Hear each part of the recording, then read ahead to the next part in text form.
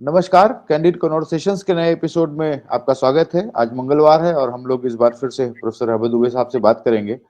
और इस हफ्ते हम जरा समझने की कोशिश करेंगे कि देश में इस समय कुछ अलग अलग तरह के प्रयोग चल रहे हैं। वो एक एक करके दो तीन प्रयोगों की बात करेंगे। लेकिन एक सर जो सबसे बड़ा प्रयोग आज हुआ है वो है वन नेशन वन इलेक्शन का जो बिल है वो लोकसभा में पेश कर दिया गया। जैसे कि पहले से उम्मीद थी कि वो जेपीसी भेजा जाएगा, तो वो जेपीसी सरकार की तरफ से ही वो पहल हुई कि उसको अमित शाह जी ने कहा कि जेपीसी में भेज दिया जाए, इस पे क्या बहुत ज्यादा चर्चा करना। उसका मैं देख रहा था जब वो लोकसभा में बात हुई तो स्पीकर ने कहा कि थोड़ा 2-2 मिनट सब लोग बोल लें कि कौन फॉर द मोशन है, कौन अगेंस्ट द मोशन है।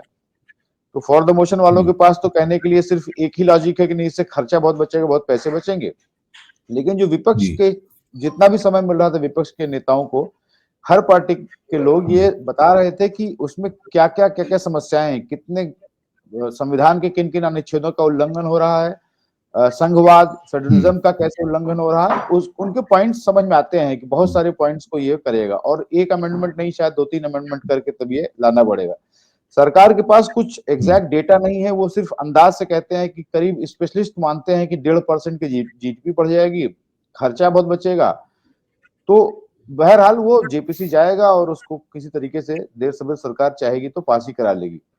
लेकिन सर जो मुझे समझ में नहीं आ रहा है कि ये क्या सिर्फ खर्चा बचाने की एक वो तरीका है, या ये कुछ नया प्रयोग करना चाह रहे हैं मोदी जी, जैसा विपक्ष का आरोप है कि ये कुछ तानाशाही वाला या प्रेसिडेंशियल फॉर्म ऑफ डेमोक्रेसी ले आए, एक ही चुनाव हो, एक ही पार्टी रहे, एक ही नेता रहे, क्योंकि रीजनल पार्टीज तो इसमें सर्वाइव ही नहीं कर पाएंगी इस वाली व्यवस्था में। तो सर मैं आपका जरा एक बार इस पे समझना चाह रहा था।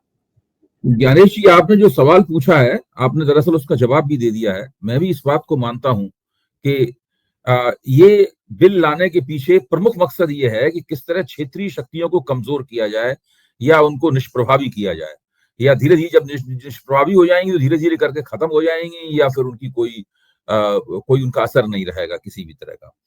तो ये इसके पीछे मुख्य इरादा है।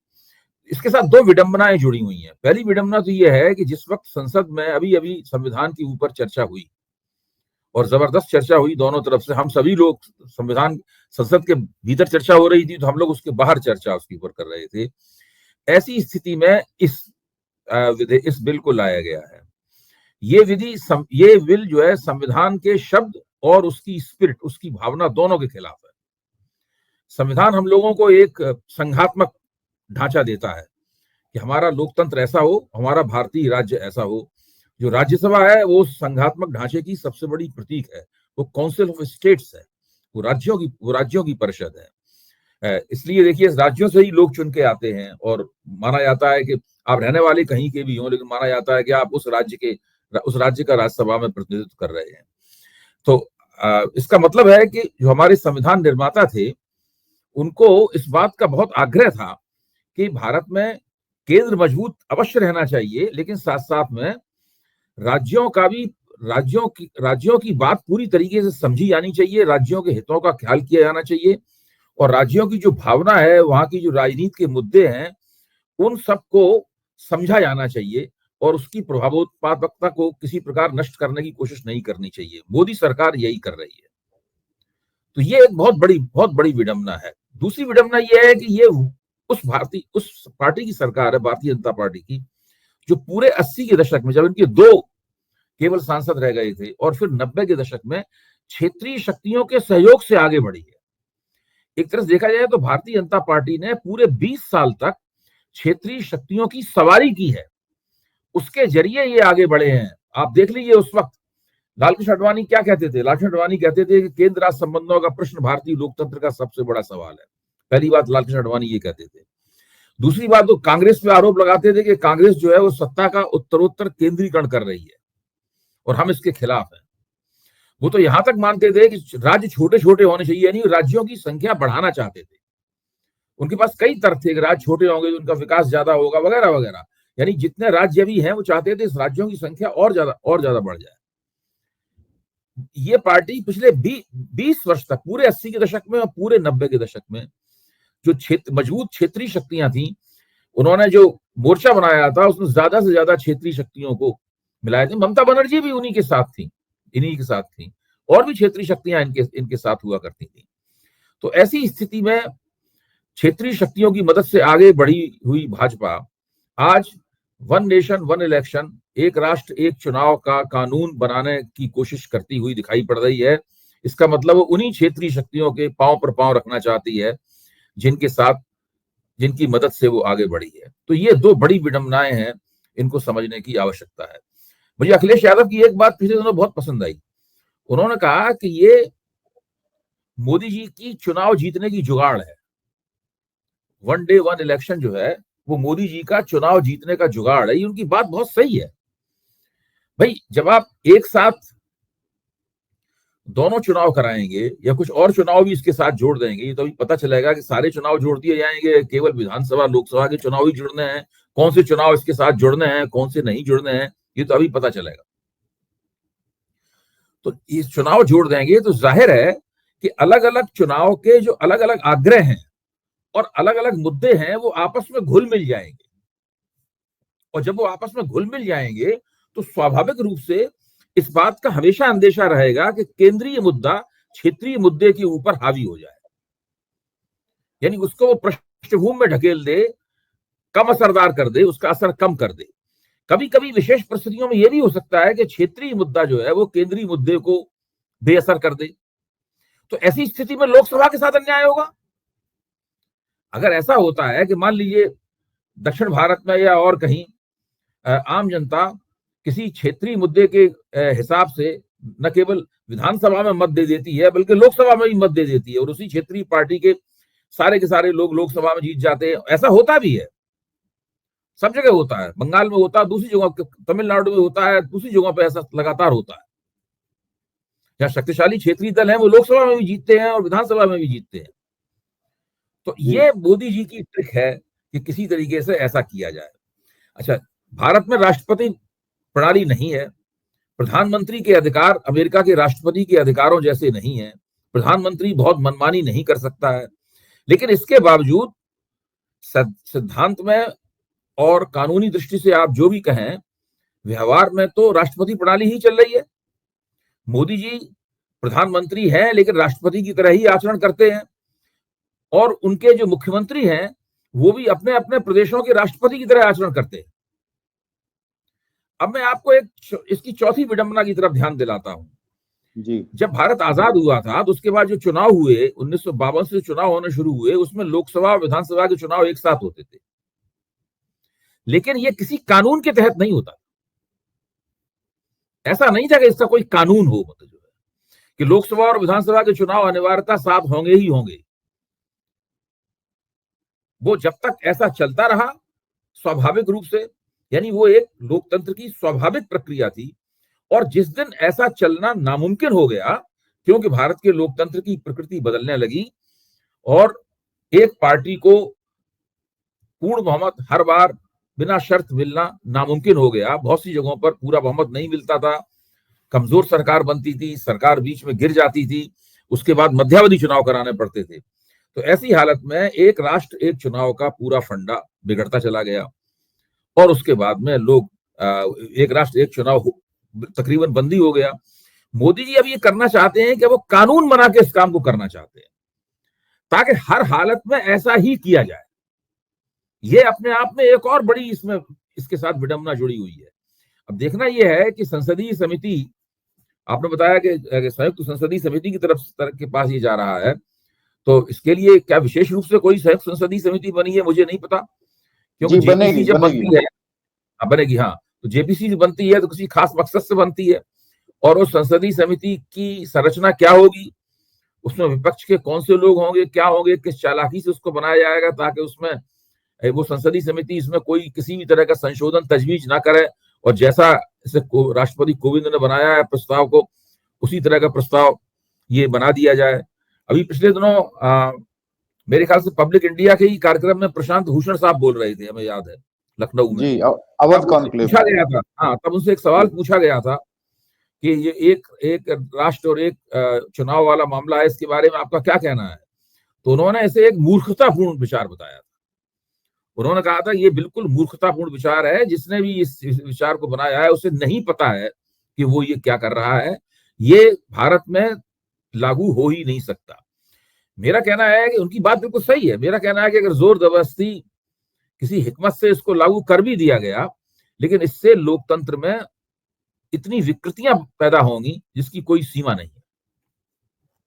जी, मैं सर प्रयोगों की बात इसलिए कह रहा था कि मोदी जी का रोज ये होता है ना कि आज कुछ तूफानी करते हैं, तो शायद वो कुछ और यादगार काम करें ना करें, उनको लगता है कि ऐसे कुछ तूफानी काम कर जाओ जिससे का इतिहास मुझे याद रखे। जैसे अब जब 51 में पहला चुनाव हुआ तो 17-18 साल के बाद ही ये व्यवस्था डगमगाने लगी, एक देश एक चुनाव वाली, क्योंकि राज्य सरकारें गिरने लगी, फिर 67, 68, 69 आते आते फिर स्टेट इलेक्शंस होने लगे बीच बीच में, और ये बदल गया सिस्टम। ये भी शायद अगर ये हो गया, केंद्र सरकार में भी बहुमत की प्रकृति कमजोर होती चली गई, आप देखिए। और आजकल आप देखें तो ज्यादा गठबंधन और अलायंस और एनडीए और इंडिया चल रहा है, तो कोई एक पार्टी तो है नहीं, बहुत सारी छोटी छोटी पार्टियों को मिलकर के ही साथ चलना है। आज के दौर में वो ज्यादा हो गया है। ज्ञानेश जी, 67 के उस अवधि के बाद ही धीरे धीरे भारतीय राजनीति का जो गठजोड़ात्मक चरित्र है, मतलब जो कि ये मुख्य तौर पर अलायंस आधारित राजनीति है जी, यहाँ तक कि जो पार्टियां होती हैं अपनी, जैसे भारतीय जनता पार्टी है या मान लीजिए कांग्रेस है, बड़ी बड़ी कम्युनिस्ट पार्टी है, जो राष्ट्रीय पार्टियां हैं, अगर आप ध्यान से देखें तो राष्ट्रीय पार्टियों का अंदर भी गठजोड़ात्मक, अंदर जो होता है वो भी गठजोड़ात्मक होता है।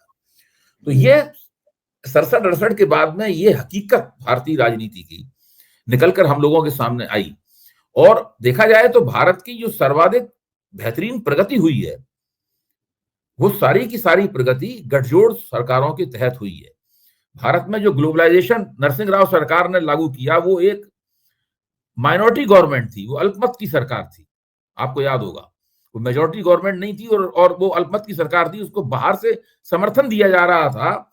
वामपंथी और दक्षिणपंथी दोनों मिलकर उसको बाहर से समर्थन देकर चला रहे थे जी। इसलिए ये कहना कि ये एक पूर्ण बहुमत की, प्रचंड बहुमत की जो तमाम बकवास की जाती है, इसके साथ ही सरकारें मजबूत हो सकती हैं, ये भी अपने आप में गलत बात है। सर देखिए, बिल तो आ गया है और बिल ये पास भी होगा, क्योंकि मैं कल देख रहा था कि जब ये इसकी हाई लेवल कमेटी बनाई गई HLC, जिसके की प्रेसिडेंट पूर्व राष्ट्रपति कोविंद जी जिसके अध्यक्ष थे, तो उसमें उन्होंने, जैसे आपने कहा ना कि चतुराईपूर्ण ढंग से उन्होंने एक अपने हिसाब से कुछ वो कमेटी बनाई, और उसमें उन्होंने नाम मात्र को, उस समय अधीर रंजन चौधरी जी लीडर ऑफ अपोजिशन थे, उनका नाम भी रख लिया।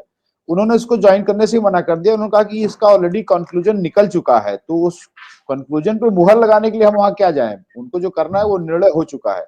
उसी तरीके से ये JPC में जा रहा है, जैसे वक्त की JPC बनी है जिसको जगदम्बिका पाल जी हेड कर रहे हैं, वहां पे आप देखें ना क्या हो रहा है, किसी को बोलना नहीं देते।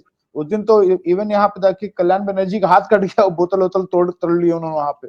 तो वैसे ही कुछ JPC बनाएंगे। मैं हस्तक्षेप कर रहा हूँ इसमें, ज्ञानेश जी मेरी थोड़ी सी एक जरा सी इसमें राय अलग है, मैं आपके सामने रख रहा हूँ उसको। जी, जब उच्च स्तरीय कमेटी बनी राष्ट्रपति कोविंद के नेतृत्व में, तो अधीर रंजन चौधरी की यह बात सही थी कि ये तो पहले से उनको बता दिया गया था कि आपको इस नतीजे पे पहुंचना है, आपको इस एक नेशन एक राष्ट्र एक चुनाव के पक्ष में फैसला देना है, और विपक्ष भी इसमें शामिल था। ये केवल दिखाने के लिए अधीर रंजन चौधरी को रखा गया उसके अंदर, लेकिन अधीर रंजन चौधरी ने उसमें भाग लेने से मना कर दिया, ये उचित बात नहीं थी। अधीर रंजन चौधरी को उसमें भाग लेना चाहिए था, और विस्तार से और सुचिंतित तरीके से मजबूत तर्कों के साथ में अपनी असहमतियां रखनी चाहिए थी। और जब वो कमेटी अपनी रिपोर्ट देती तो उसमें उनका नोट ऑफ डाइसेंट लगा होना चाहिए था जी। और जब उसके ऊपर नोट ऑफ डाइसेंट लगा होता तो हर बार उस कमेटी के साथ में ये भी आता कि इसमें विपक्ष की तरफ से अपना असहमति पत्र लगा हुआ है। इसका मैं एक उदाहरण देता हूं आपको। जब मंडल कमीशन बना विंदेश्वरी प्रसाद मंडल के नेतृत्व में, तो उसमें एक दलित विद्वान थे, उनका नाम था RL नायक, एकमात्र दलित सदस्य थे उसके, RL नायक उसमें शामिल हुए। और जब BP मंडल ने अपनी रिपोर्ट जारी की तो RL नायक ने कहा हम आपकी रिपोर्ट की सिफारिशों से सहमत नहीं है, और उन्होंने विस्तार से अपना एक असहमति पत्र दिया जो आज तक मंडल कमीशन की रिपोर्ट पर लगा हुआ है। और सहमति पत्र को पढ़िए, आपको आरक्षण की नीति की जितनी समस्याएं हैं वो सब स्पष्ट हो गया आपके सामने आ जाएंगी कि चक्कर असल में है क्या। जी, कभी आप इस पर चर्चा करना चाहें तो हम लोग इस पर चर्चा कर सकते हैं। नेट पर भी सारी सामग्री, नेट पर भी सारी सामग्री उपलब्ध है। ये अधीर रंजन चौधरी ने गलत किया, अधीर रंजन चौधरी को अपने विद्वान साथियों की कांग्रेस के भीतर और बाहर की मदद से एक पूरा सहमति पत्र तैयार करवाना चाहिए था, और मीटिंग की जो कार्रवाई होती थी उसमें बार बार अपना पक्ष रखना चाहिए था जी। हर बार खड़े होकर कहना चाहिए था कि आप ठीक है, आप लोग ज्यादा संख्या में, आप जो मन में आए पास कर लीजिए, लेकिन हमारी बात ये है। मिनट्स में उनकी बात जाती होनी और चाहिए थी, असहमति बिल्कुल। पत्र भी जारी करते, वो एक ऐतिहासिक बात होती। जी। अब एक उससे दो दिन में पूरा क्या होगा कि राष्ट्रपति कोविंद को भी बड़ी दिक्कत पैदा होती। जी। तो अब एक आध दिन में जब पूरा बिल आ जाएगा, वेबसाइट पे अपलोड हो जाएगा लोकसभा की, तो हम लोग इस पे किसी स्पेशलिस्ट से एक बार विस्तार से चर्चा करेंगे कि इस बिल में क्या है क्या नहीं है। एक जी सर, जी। लेकिन दूसरा प्रयोग एक सर जो मैं आज बात करना चाह रहा था, एक और प्रयोग हो रहा है कि कल एक और अखिलेश छोटी सी यादव बात है ना, जी जी चर्चा हो रही है, एक और छोटी सी बात, माफ जी कीजिए। जी जी देखिए, ये जो तर्क है कि ये एक राष्ट्र एक चुनाव से हमारा कुल घरेलू उत्पाद बढ़ जाएगा, ये इस प्रकार उसके फायदे जो गिनाए जा रहे हैं, दरअसल भारत को चुनाव सुधारों की बहुत आवश्यकता है, और उसकी भरपाई ऐसा लगता है कि ये लाके उसकी भरपाई कर देंगे। क्या एक राष्ट्र एक चुनाव कराने से भारत में चुनाव में जो धन बल का इस्तेमाल होता है, वो धन बल का इस्तेमाल घट जाएगा या खत्म हो जाएगा? क्या बाहुबल का जो इस्तेमाल होता है वो घट जाएगा या खत्म हो जाएगा? क्या ईवीएम को लेके जो तमाम सारी गलतफहमियां फैली हुई हैं, बहुत सारे विवाद फैले हुए हैं, वोटों की गिनती को लेकर जो समस्याएं हैं, क्या वो समस्याएं एक राष्ट्र एक चुनाव का बिल पास होने से, कानून बन जाने से ये दूर हो जाएंगी? मेरा कहना है कि चुनाव सुधार से संबंधित जितने भी प्रश्न हैं, वो सारे प्रश्न तब भी वैसे के वैसे ही कायम रहेंगे जितना इस बिल के कानून बनने से पहले थे। तो ठीक है, मतलब इस पे तो अभी और भी चर्चा होती रहेगी कई बार, लेकिन आज के एपिसोड में हम एक दूसरे प्रयोग की बात करना चाह रहे हैं। वो है दिल्ली में जो चल रहा है। कल अखिलेश यादव जी ने अरविंद केजरीवाल के साथ एक मंच पे एक सामूहिक कार्यक्रम में उन्होंने जाकर के कहा कि हमारा कोई कैंडिडेट दिल्ली का विधानसभा चुनाव नहीं लड़ेगा, लेकिन हमारा समाजवादी पार्टी का पूरा समर्थन आम आदमी पार्टी को है। इसको सर मैं दो परिप्रेक्ष्य में देख रहा हूँ कि आजकल थोड़ा अखिलेश यादव दूरी बनाए हुए हैं कांग्रेस और राहुल गांधी से। वो लोकसभा में भी अलग बैठने लगे, उनकी सीट अलग हो गई है, थोड़ी पीछे हो गई है। और दूसरा, वो अडानी के मुद्दे पे भी कांग्रेस के साथ, राहुल गांधी के साथ वो नहीं दिखते हैं। उनकी पार्टी इसको अलग से बात करती है उस पर। मैं सर समझना ये चाह रहा हूँ कि बस 2 साल के बाद जो है उत्तर प्रदेश के भी विधानसभा चुनाव है। लोकसभा 2024 में कांग्रेस और समाजवादी पार्टी ने अच्छा परफॉर्म किया था। क्या अखिलेश यादव इस स्थिति में है कि वो तोड़ करके अकेले विधानसभा चुनाव जीत पाए 2027 का? क्योंकि इस तरह के ये अरविंद केजरीवाल को समर्थन देके उनको क्या फायदा होगा? वो बेशक केजरीवाल का फायदा जरूर होगा, लेकिन अखिलेश यादव का तो कोई फायदा होना नहीं है। वो क्या कांग्रेस को नाराज करके, क्योंकि कांग्रेस के पास खोने के लिए कुछ भी नहीं यूपी में। वो 2 सीट पे हैं, अकेले भी लड़ेंगे तो बहुत करेंगे, 2 की 0 हो जाएंगे या 2 की 5 हो जाएंगे, इससे ज्यादा कुछ होना नहीं है। लेकिन अखिलेश यादव के लिए जरूरी है कि 2027 को चुनाव वो कांग्रेस के साथ लड़े।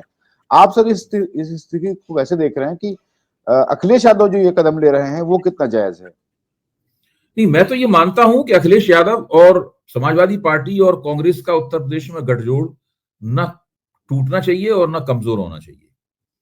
ये बहुत जरूरी है। और अभी कुछ दिन पहले तक, मेरे ख्याल से अडानी वाले मसले के कुछ दिन पहले तक, अखिलेश की राय ये थी कि कांग्रेस के साथ हमारा जो गठजोड़ है वो अत्यंत महत्वपूर्ण है। उन्हीं के शब्द हैं, अत्यंत महत्वपूर्ण है। यानी जिस वक्त राज्यसभा, जिस समय वहां पर उपचुनाव हो रहे थे, तो उपचुनावों के लिए जब टिकटों के बंटवारे में कांग्रेस और उनके बीच में विवाद हुआ, तो कांग्रेस ने कह दिया हम कोई उम्मीदवार नहीं उतारेंगे। तो अखिलेश ने कहा कि जितने भी उम्मीदवार हैं सब इंडिया गठबंधन के उम्मीदवार हैं, वो बस केवल ये है वो साइकिल के चुनाव पर चुनाव लड़ेंगे। ये उन्होंने नहीं कहा कि समाजवादी पार्टी के उम्मीदवार। नहीं, तो उस लेकिन सर वक्त उसका नतीजा भी भोगा ना। अखिलेश यादव ने 2 ही सीट पाए। नहीं नहीं, वो बात आपकी सही है। मेरा कहना है तब तक वो प्रतीकात्मक रूप से ही सही, लेकिन इंडिया गठबंधन की बात बोल रहे थे, ये मैं कह रहा हूं। और मुझे लगता यह है कि अभी जो भी परिस्थिति बनी हो अदानी वाले मसले को लेकर, लेकिन अंततः वो कांग्रेस के साथ, अकलमंदी इसी में होगी कि वो कांग्रेस के साथ में मिलकर चुनाव लड़ें। उससे 2 फायदे होंगे उनके। एक तो फायदा ये होगा कि मुसलमान वोटों का जो ध्रुवीकरण है वो अपने आप में संपूर्ण हो जाएगा, वो बटेगा नहीं। वो उससे वो अखिलेश को एक बहुत बड़ा फायदा ये होगा। दूसरा बड़ा फायदा इससे ये होगा कि दलित वोटों में भी एक प्रवृत्ति रहेगी कांग्रेस के जरिए अखिलेश की तरफ जाने की, जो लोकसभा चुनाव में बड़े पैमाने पर दिखाई पड़ी। हो सकता है इतने बड़े पैमाने पर न दिखाई पड़े क्योंकि विधानसभा चुनाव स्थानीय पहलू आ जाते हैं। सर एक मुसलमानों से ज्यादा क्रिटिकल इस समय उत्तर प्रदेश में दलित वोट है। वो दलित वोट अगर सपा या सपा कांग्रेस गठबंधन के साथ नहीं आते हैं तो कोई चांस नहीं कि वो भाजपा को हरा पाए। तो मुसलमान ठीक बात है, मेरा कहना मुसलमान वोटों में भी कमी आ जाएगी, बिल्कुल कमी आएगी, लेकिन ज्यादा क्रिटिकल जो है वो जो क्रूशियल है वो इस समय दलित वोट है सपा के लिए। बिल्कुल मैं सहमत हूं आपकी बात से, मैं बिल्कुल सहमत हूं। दलित वोटों को अगर ये बड़जोड़ या समाजवादी पार्टी आकर्षक नहीं लगी, देखो दलितों में समाजवादी पार्टी को लेकर काफी जिसे कहते हैं ना कि एक तरह का रिजर्वेशन है, एक तरह की एक उनका है, वो आसानी से समाजवादी पार्टी को वोट नहीं देते।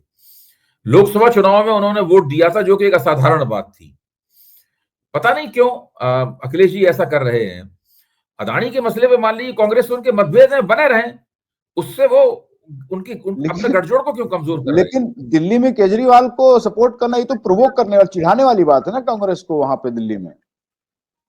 हाँ बिल्कुल ठीक कह रहे हैं आप जी। तो खैर इस पे भी आगे केवल अरविंद को लाभ होगा, समाजवादी पार्टी को लाभ नहीं होगा, क्योंकि आम आदमी पार्टी का यूपी में कोई बेस नहीं है कि जो सपा को कुछ फायदा हो उससे। खैर अब ये नेताओं की अपनी अपनी रणनीति है।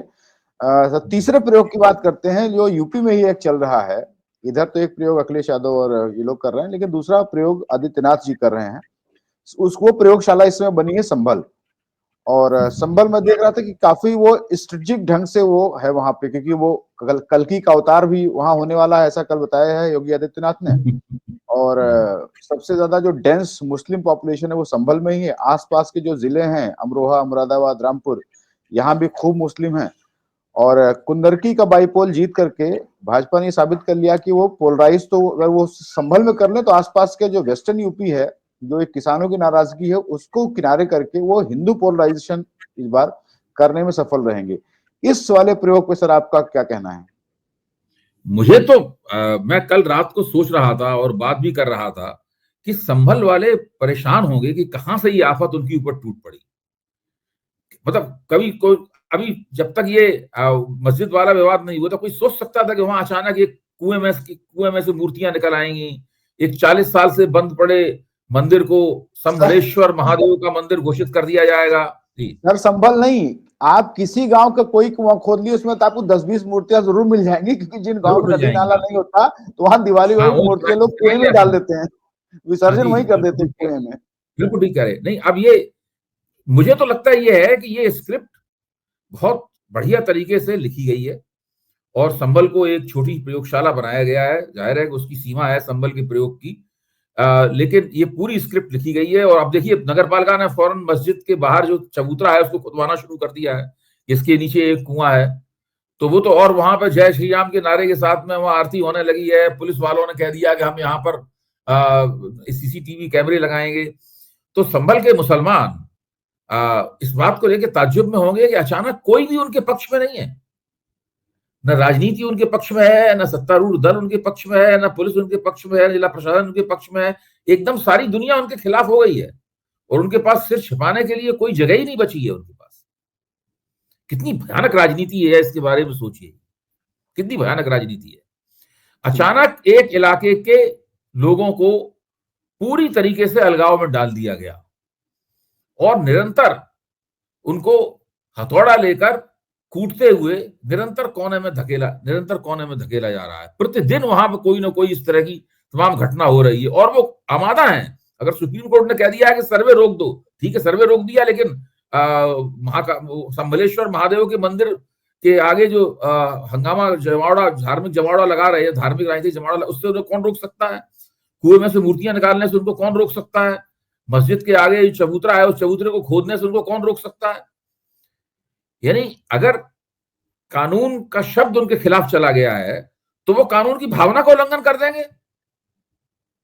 और अगर भावना भी, कभी भावना का इस्तेमाल करेंगे, कभी शब्द का इस्तेमाल करेंगे, इस तरह अगर अल्टरनेटिवली इस्तेमाल करेंगे उसका। ये जो पूरी राजनीतिक प्रौद्योगिकी है, बड़ी विचित्र, विकट और भयानक है। इसका मुकाबला करना काफी मुश्किल है। जी, और सर मुझे जो ज्यादा दुखद लगता है कि जो यूपी में कांग्रेस और समाजवादी पार्टी अपने को मुसलमानों का ठेकेदार बताती है, मुसलमान वोट मांगती हैं, वो वहां जाने की कोशिश भी नहीं कर रही हैं। राहुल गांधी ने तो एक दिन फोटो आपके लिए कुछ गाजियाबाद नोएडा तक आए हुए भी थे, वहां से वापस कर दिए गए। उसके बाद दोबारा भी उन्होंने कोशिश नहीं किया, हालांकि वहां पे रोक 10 तारीख तक ही थी, आज 17 तारीख हो गई, फिर से उनका वो प्रोग्राम नहीं बन पा रहा। अखिलेश यादव ने तो कोशिश भी नहीं की वहां जाने की, उधर की तरफ गाड़ी नहीं मोड़ी उन्होंने कि वहां जाने की कोशिश भी करें। ये मुसलमानों के लिए मुझे सबसे दुखद बात लगती है कि नेताओं का क्या कहें, ये लोग वहां कोशिश भी नहीं कर रहे, सिंबॉलिक कोई सांकेतिक प्रयास भी नहीं कर रहे हैं कि वहां कम से कम लोगों को थोड़ा बल मिले, वहां के लोगों को। तो अच्छा, इसमें एक और बात है, अभी आपने कल की अवतार का जिक्र किया, तो वहां तो कल की धाम बीच भी है है, वहां। वहां पर नरेंद्र जी मोदी कल गए थे उसका हाँ, वही उद्घाटन करने प्रमोद के लिए। कृष्णन वाला, हाँ प्रमोद कृष्णन वो जो हाँ, साधु बाबा हैं। इस पूरे प्रकरण में कहीं उनका नाम नहीं आया। नाम नहीं है, लेकिन वो बहुत वो प्रयोगशाला, वो बैकडोर ऑपरेटर हैं, वो पीछे से ये सारा काम करा रहे हैं, क्योंकि वो ये तो पीछे से प्लानिंग काम बहुत लंबी कराने से होती उनको है ना। क्या फायदा होगा? उनको तो नहीं आगे आके काम करना चाहिए था सारा। नहीं, पीछे से लेकिन काम वो कराने से जो भी फायदा क्या होगा? सर जो भी वो तो स्ट्रेटजी हो, चुनाव लेकिन उनाव भी हम लड़ते लोग हैं ना। हाँ लड़ते ही हैं, इस बार शायद लड़े ही वहां से। मेरा कहना सर कि वो जो प्लानिंग है ना वो बहुत लंबी है। जब वो सोचिए, जब मोदी जी वहां गए होंगे, वो ये प्लानिंग शायद तब की रहेगी, अदरवाइज संभल जाना मोदी जी के लिए मुझे लगता है वो पूरे शायद। पूरे पश्चिमी उत्तर प्रदेश के लिए ये प्लानिंग है। हाँ पूरे इस वही कह रहा तरह हूँ, वो प्रयोगशाला पूरा इस पूरे तरह वेस्टर्न यूपी के लिए। मुजफ्फरनगर के दंगों के आधार पर उन्होंने पूरे पश्चिमी उत्तर प्रदेश को जीता था। मुझे लगता है कि हाँ संभल को केंद्र बनाकर पूरे उत्तर प्रदेश को वो हाँ जीतने का, पूरे पश्चिमी उत्तर प्रदेश को जीतने की योजना है पूरी। जी, वो पूरा जो मुरादाबाद मंडल है ना, वो एक अगर एक बार वो जग गया, वो पोलराइज हो गया, तो बाकी आसपास के 7-8 जिले भी अपने आप ही पोलराइज हो जाएंगे। तो वो मुझे ऐसी वो प्लानिंग योजना लग रही योजना है। पूरे ये पूरा वेस्टर्न यूपी को किस तरीके से जाटों की नाराजगी के बावजूद जीता जाए, यही कोशिश है। बस यही है। तो आज के लिए सर इतना ही, और हम आगे अगले हफ्ते फिर से चर्चा करेंगे कुछ नए जरूर प्रयोगों जरूर। के साथ। देखते हैं देश में क्या नए नए बिल्कुल प्रयोग होते बिल्कुल रहते हैं। बिल्कुल आज के लिए बिल्कुल। इतना ही, थैंक यू सर। नमस्कार नमस्कार।